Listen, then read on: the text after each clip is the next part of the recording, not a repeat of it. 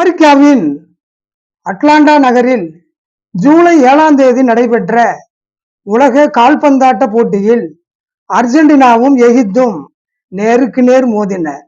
தொடக்கம் முதலே எகிப்து சிறப்பான ஆட்டத்தை வெளிப்படுத்தி அர்ஜென்டினாவை திணறடித்துக் கொண்டிருந்தது.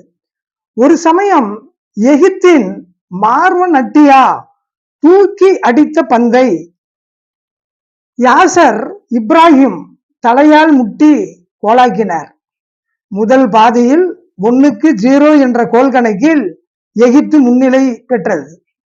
பிற்பாதியில் 67வது நிமிடத்தில் மீண்டும் எகிப்து வீரர் மோஸ்தபா ஜெஹோ கோல் அடித்தார். ஆட்டம் சூடு பிடித்தது. 2-0 என்ற கோல் கணக்கில் எகிப்து ஆடத் தொடங்கியது. அதனால் அர்ஜென்டினா பெரும் நெருக்குதலுக்கு உள்ளாகி கலக்கமானது. ஆனால் அந்த கலக்கம் அடுத்த 15 நிமிடங்களில் காணாமல் போனது.